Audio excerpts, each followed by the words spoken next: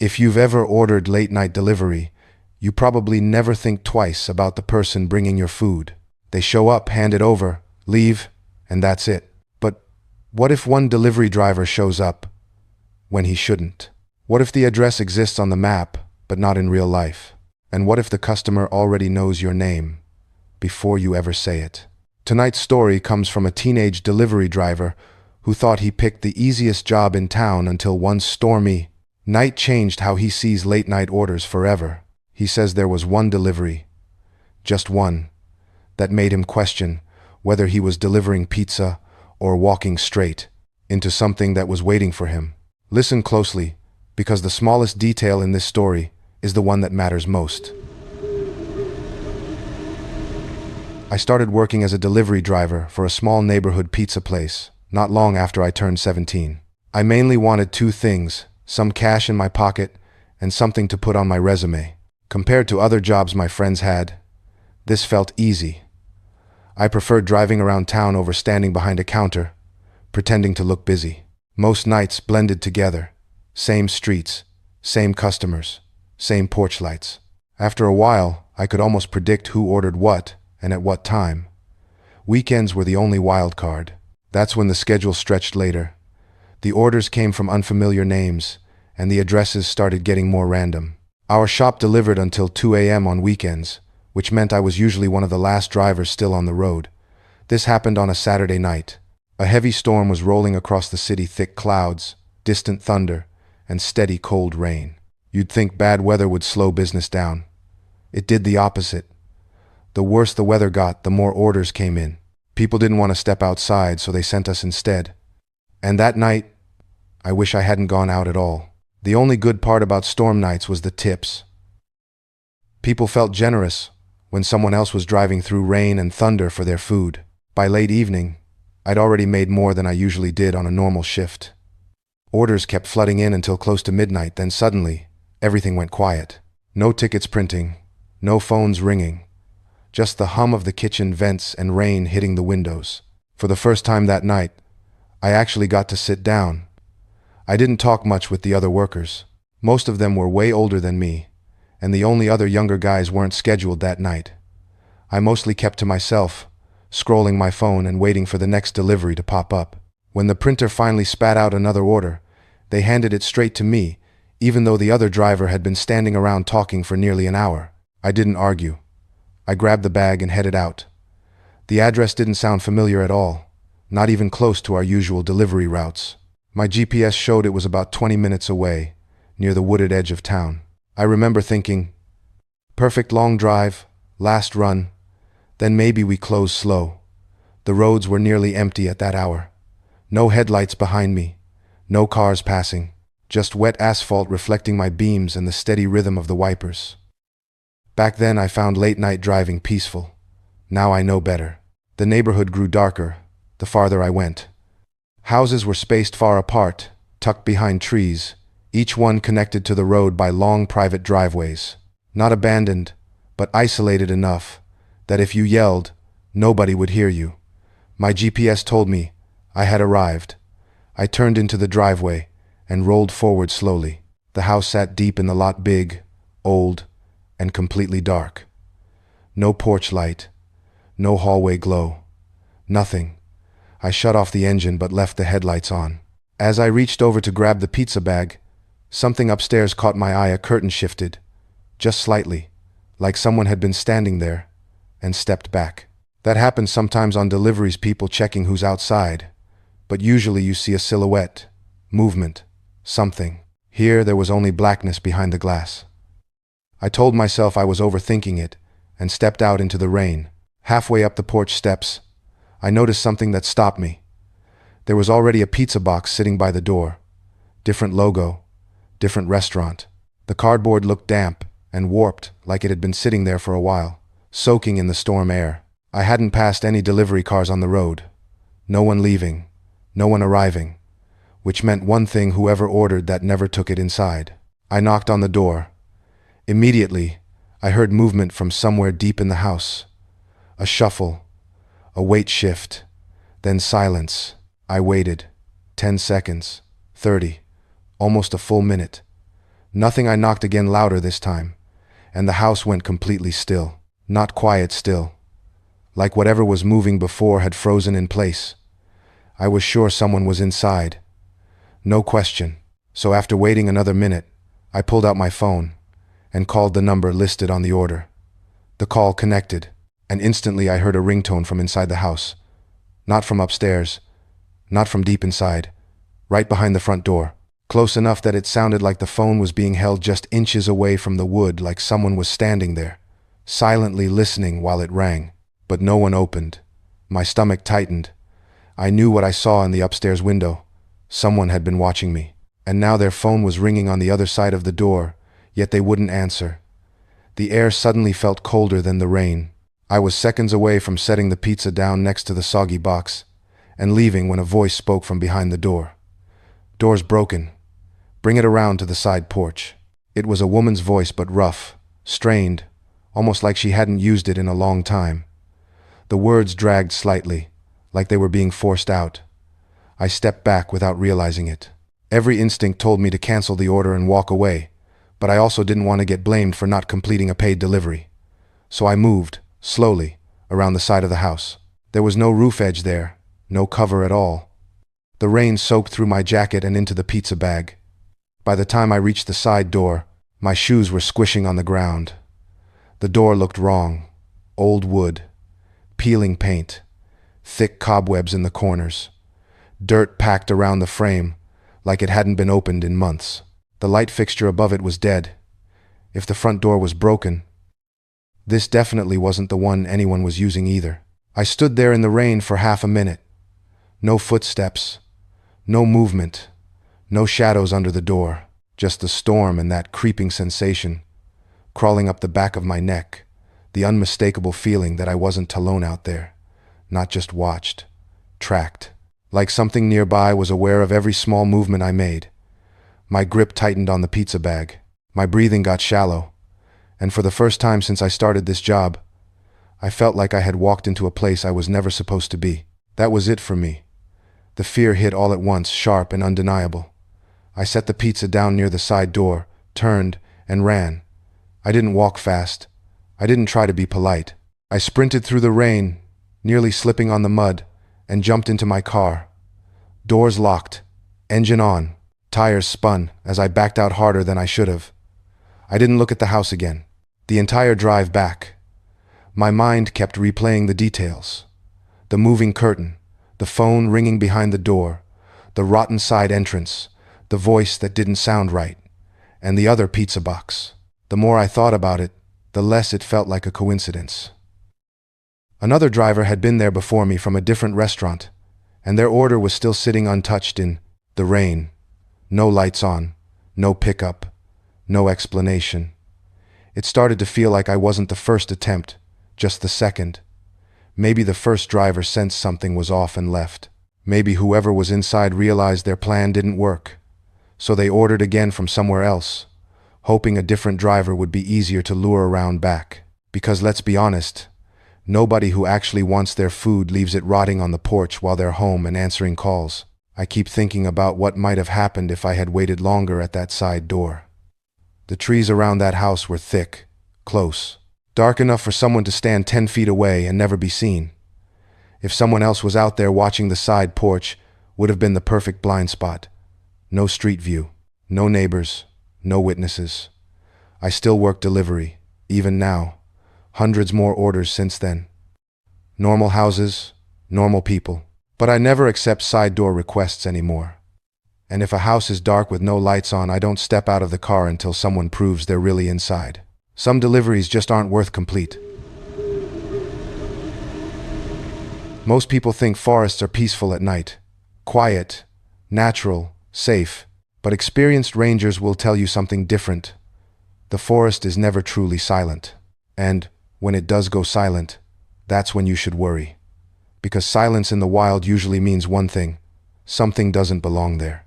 Tonight's story comes from a park ranger who worked deep inside a restricted wilderness zone, far from tourists, far from cities, far from quick help. He says that during one late shift, he realized something was moving through the forest that didn't match any animal pattern he'd ever studied. No radio warning, No missing person report, no registered campers, just footprints, where no one had signed in, and something that kept pace with him in the dark. This happened a little under 2 years ago when I was working as a ranger in a massive protected wilderness area. I won't name the location for privacy reasons, but it wasn't one of the popular parks people post about online. It was bigger than most, thicker, rougher, and far less visited. Because of that, staffing was always minimal. Only a small team covered a very large stretch of land. My duties changed day to day, sometimes trail maintenance, sometimes campsite inspections, sometimes assisting with lost hikers or medical calls. Since overnight camping was allowed, we always had rangers rotating through late-night shifts in case something went wrong after dark. I often worked the in-between hours, clocking out anywhere from midnight to as late as 4 in the morning. On this particular day, I had been assigned to check and clean a remote campground deep inside the park. It took a long ATV ride just to reach the rough trailhead, and after that, I had to continue on foot because the terrain became too steep and uneven for vehicles. By the time I reached the campground, the place was completely empty. No tents, no smoke from fire pits, no parked packs, just cold fire rings and unused sites. I finished the cleanup and safety check alone. By the time I headed back, the sun had already dropped behind the tree line, and the forest had shifted into that deep blue darkness where distance becomes impossible to judge. I hiked back to where I'd left the ATV, started it up, and began the slow ride down toward the Ranger Lodge. That's when the night started feeling wrong. The Ranger Lodge I was assigned to wasn't really a station, more like a reinforced cabin in the woods. One room, wood stove, metal desk, emergency radio unit bolted to the surface. It was built for function, not comfort. About an hour after I returned, the rain started steady at first, then heavier. Storms were common in that region, so I didn't think much of it. I made a cup of coffee and began logging my notes about the remote campground trail conditions, fire pit status, wildlife traces, routine stuff. The clock kept moving. The storm kept building. Then the radio cracked to life. A burst of static, then a voice, asking if I was at the lodge. I grabbed the handset and answered. It was another ranger from the main station. His tone was controlled, but not casual. He asked if I'd seen anyone at the campground I had inspected earlier that evening. I told him no. No campers, no gear, not even fresh footprints. The place was empty. There was a pause after that. Not a normal pause, a thinking pause. About 30 seconds of static silence. When he spoke again, his voice had changed, more careful now. He said they'd received an emergency satellite SOS ping map to the same trail section I had just come from. No voice message, no text follow-up, just the signal. He explained that accidental SOS triggers happen buttons, pressed inside backpacks, damaged devices, signal errors. But protocol said we still had to verify. I was the closest ranger. Everyone else was at least an hour out, meaning this one was mine. I looked outside, rain hammering down, wind moving the treetops like waves. Perfect conditions for someone to get lost or hurt. I geared up rain shell, headlamp, high-power flashlight, radio clipped to my chest. The moment I stepped outside, the storm noise swallowed everything, and I started back toward the same dark trail I had already cleared once that night. The same trail that had been completely empty. At least I thought it was. Taking the ATV wasn't an option anymore. In weather like that, it would have sunk into the mud long before reaching the upper trail. So I stayed on foot. Before leaving radio range, I confirmed the SOS coordinates again. The ranger, at base, said the ping came from roughly 2 miles up the same trail, but since only one signal burst was recorded, they couldn't tell which direction the person had been moving. Just a circle on a map. No path, no updates. The hike took me about 45 minutes in the storm, faster than normal, slower than safe. Rain hit so hard it bounced off the ground. Water streamed down the trail like a shallow creek. Even with my strongest headlamp and handheld beam, the forest kept swallowing the light. I kept thinking, if someone inexperienced was out here tonight, underdressed, off-trail, they wouldn't last long. Navigation was a fight. Trail markers were hard to see. Fallen branches kept forcing detours. More than once I had to stop and reorient myself with the compass. When I reached the estimated area of the SOS ping, I began sweeping my flashlight across the trees while moving forward slowly.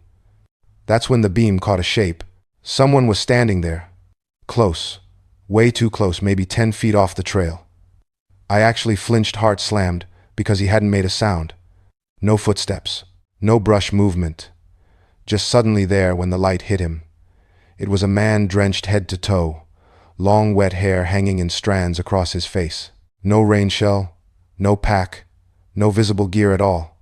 His clothes looked wrong for the temperature, too light, too thin. His expression was hard to read, somewhere between confused and intensely focused. I shouted over the rain, identified myself as a ranger, and asked if he needed help. No answer. He just stared at me, unblinking. That's when something clicked in my head. If he was the one who triggered the SOS device, where was it? Those are usually clipped to a strap or held in hand during an emergency. He had nothing. No backpack, no equipment, no light source. I motioned him toward the trail and told him the Ranger Lodge wasn't far. Warm shelter, radio, medical kit. For a split second, I thought he was about to step forward. Instead, he turned and sprinted straight into the trees. Not along the trail, not downhill, directly into the densest part of the forest. Within seconds, the rain and darkness erased him completely. No crashing footsteps, no snapping branches, just gone. And that's when the situation stopped feeling like a rescue and started feeling like something else entirely. I grabbed my radio and reported the sighting immediately. Told the other ranger I'd located a man off trail, soaked, disoriented, possibly in distress. My voice sounded steadier than I felt. Then came the decision point. Protocol says don't leave the trail alone in a storm unless there's confirmed danger. But instinct and responsibility pull the other direction. I stood there in the rain, arguing it out over the radio, trying to decide whether to pursue him or hold position. If he was truly lost and hypothermic, every minute mattered. If he was unstable, chasing him into dense forest at night could make things worse. While we were mid-discussion, the ranger at base suddenly cut himself off and said, "Stand by." Static filled the line. About a minute later, he came back, tone changed, tighter now. Another SOS signal had just come through. Same device ID, same general zone, but this time the coordinates had shifted roughly a quarter-mile east. Exactly the direction the man had run. That confirmed it. The signal was tied to him. But none of it made sense. Why run from the only help in miles, then trigger another emergency alert deeper in the woods?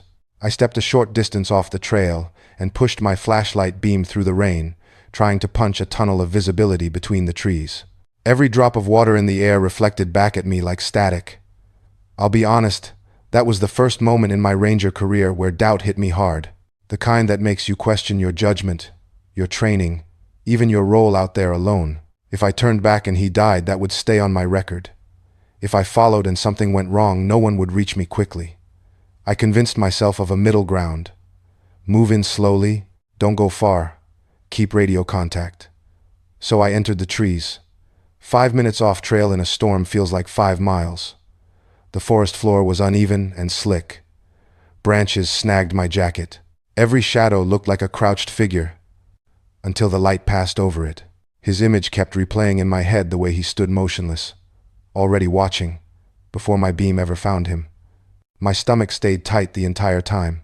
Then my flashlight caught something on the ground ahead. Not natural, not debris, placed, and my heart dropped when I realized what it was. Lying on the wet ground ahead of me was a small electronic device, faintly glowing, its surface catching and throwing back my flashlight beam. I knew what it was immediately.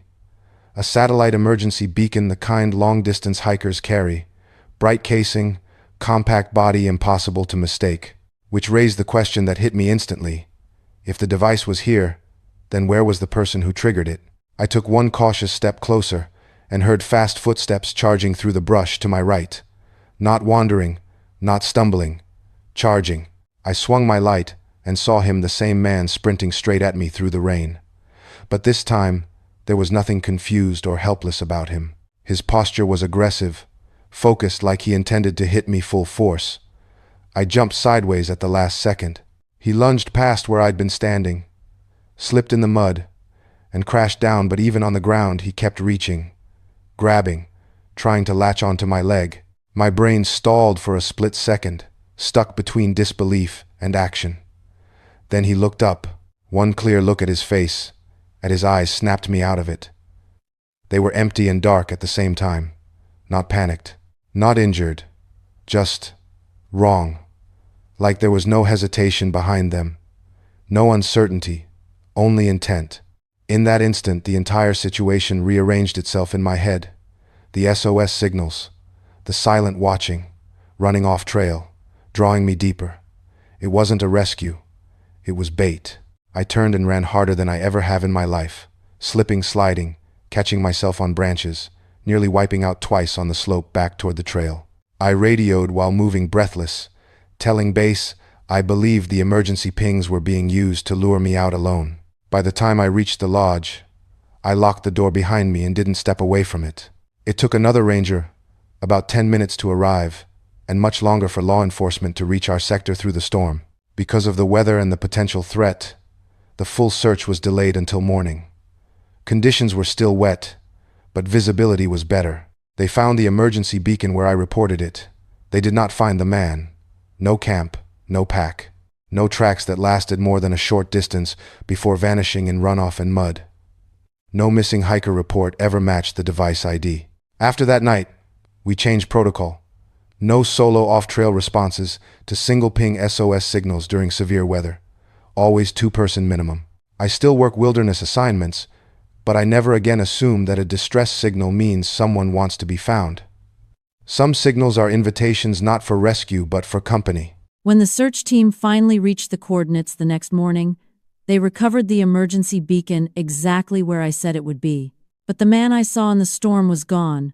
No nearby campsite, no backpack, no spare clothing, no shelter set up anywhere within range. Just the device sitting alone in the mud like it had been placed there on purpose. What never stopped bothering me was this. The guy I saw didn't look equipped for any kind of hike, not even a short one. No pack straps, no clipped gear, no outer layer for the weather. And those satellite messengers aren't cheap throwaway gadgets. Serious hikers buy them. Prepared hikers carry them. So how did he have one and nothing else? No theft report ever matched the serial number. No missing persons file lined up. No follow-up SOS signals ever triggered again after that night. Officially, the incident was logged and buried in routine paperwork.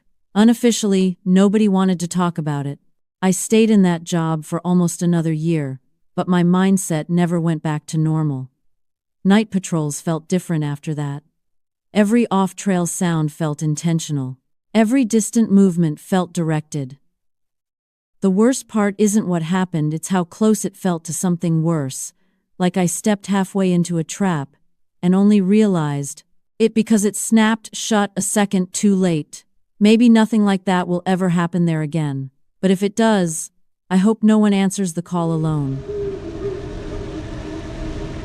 Most people think the dangerous part of a road trip is the highway, speeding cars, bad weather, long hours. But veteran travelers will tell you something else. The real danger isn't always on the road. Sometimes it's where you stop, because rest stops in the middle of nowhere have a strange rule. If it's completely empty, when you arrive, it usually doesn't stay that way. Tonight's story comes from a driver crossing multiple states alone, pushing through weather, exhaustion, and family stress, who decided to rest just for a few minutes at a quiet highway stop. No traffic, no attendants, no cameras he could see.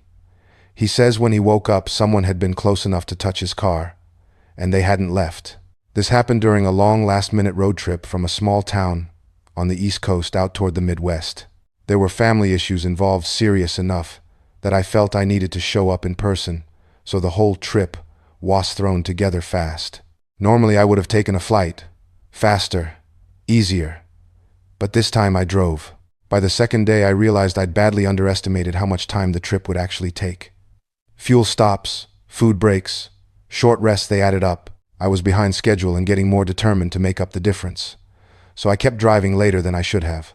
By nightfall I was deep into that stretch of the Midwest where the map looks empty, long straight highways, flat land, almost no lights anywhere. Just distance in every direction. Then the weather turned. Rain started light, then thickened into a full storm wind, shaking the car, thunder rolling across open land. I usually don't mind driving in rain, but doing it at night, alone, with no towns nearby, that's different. Visibility dropped enough that I decided to pull into the next rest area and wait it out. The stop was surprisingly well kept. Clean building, working lights, covered entrance, but completely deserted. No parked trucks, no late travelers, just rain and echoing pavement. I used the restroom, came back to my car, leaned the seat back, planning to close my eyes for just a short break. At some point, I fell asleep without meaning to.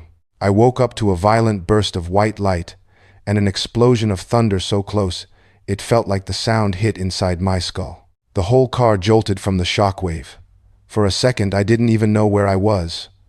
My ears rang as I pushed myself upright and checked the dashboard clock. 12:05 a.m. The storm hadn't passed, it had intensified. Rain hammered the roof in solid sheets, and the wind shoved against the vehicle hard enough to make it rock slightly. The empty rest stop outside looked like a flickering black and white photograph every time lightning flashed. Still no other cars. Not a single set of headlights. No engines. No movement. As my senses cleared, something started bothering me: the sound. Storms are loud, sure, but this felt layered, uneven, like there were gaps and extra noises mixed in between the thunder. I turned to check the back seat, and my body locked up. The rear passenger side door wasn't closed. It was slightly open, just a narrow crack, but enough for rainwater to stream inside. The seat and floor on that side were soaked through, not splash saturated, meaning it hadn't just popped open from the wind.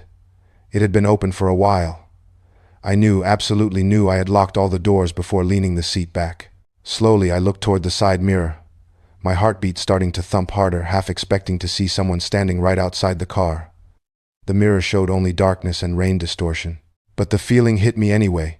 Not that the door had opened, that someone had opened it. My brain refused to accept what I was seeing. There was no scenario where that door should have been open. I'd been driving for hours before stopping, no warning lights, no alerts, no wind noise from an open seal. And I hadn't opened the rear door at any point since arriving. Doors don't just unlock themselves.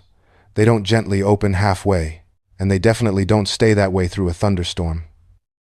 I scanned the parking area again through the rain-blurred glass. My pulse kicked up hard. I stepped out into the downpour, shut the rear door firmly, and circled the car fast, checking the handles without fully realizing I was doing it. All closed now, all solid.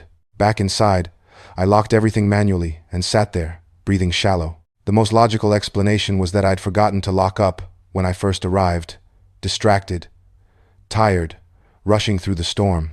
Someone passing through might have tried the handle, found it open, looked inside, and backed off when they saw me sleeping. But that theory created a worse question. Who checks random cars in a deserted rest stop after midnight in a lightning storm? And why open the back door, not the driver's? Nothing inside looked stolen. My bag was still there. Phone cable, snacks, jacket. It didn't look like a theft attempt. It looked like a quiet entry and a careful exit, like whoever opened it didn't want to wake me. That thought sat heavy in my chest, and that's when I noticed something else I was sure hadn't been there before. A faint smear of muddy water on the inside of the rear floor mat. Not rain splash. A footprint edge. I had no signal out there. No bars, no data, nothing. My phone was basically a flashlight and a clock. So I locked the doors, leaned back, and just stared through the windshield at the curtain of rain and drifting fog. Minutes crawled by. To keep myself alert, I kept scanning the mirrors, the pumps, the building, anything to avoid letting my mind wander again. That's when I noticed it. A car, parked only a few spaces away. Black, low profile, windows fully tinted, no headlights, no interior glow, just sitting there like it had been dropped into the lot without a sound. I never saw it pull in. No engine noise, no tire splash, nothing. My stomach tightened. Two strange situations in one night: the rest stop door, and now this didn't feel like coincidence anymore. It felt connected, like a pattern forming around me. I kept watching the vehicle, waiting for movement. A door opening, a light flicker, anything. Nothing happened. Then suddenly a sharp metallic click behind me. My rear door handle jerked hard against the lock. I whipped around so fast my neck hurt. A figure was standing right outside the back window, close enough that I could see the outline of their shoulders through the rain-streaked glass. They hadn't knocked. They hadn't spoken. They had just tried the handle. And now they were still there, watching. The moment he realized I saw him, he stepped back into the darkness. Just gone. My pulse exploded. I twisted in my seat, trying to track where he moved. But the rain and shadows swallowed everything behind my car. No footsteps, no door slam, no voice, just storm noise. That confirmed it for me. This wasn't random. It had to be the same person from the rest stop going for the same door again. If I hadn't locked it this time, he would have been inside. My hands were shaking as I scrambled across the dashboard controls, flashing the headlights, trying to throw light behind me. The beams cut through sheets of rain, but showed nothing solid. Just water and empty pavement. Then I felt it. Thud. Something hit the back of the car. Then again. Harder. Not rain. Not debris. Someone was there striking the trunk, or pushing against it. That snapped me out of my freeze. I slammed the gear into drive and floored it. The tires slipped before catching traction, and I shot out of the lot. I checked the mirrors again and again, but I never saw him. No silhouette, no chase, no headlights turning on behind me, just darkness swallowing the station. I didn't stop again for nearly 2 hours, not until I reached a small town with lights, people, and an open place where I could finally report what happened. When I finally reached the town, I didn't even go inside right away. I stepped out into the streetlight and walked straight to the back of my car. My stomach dropped.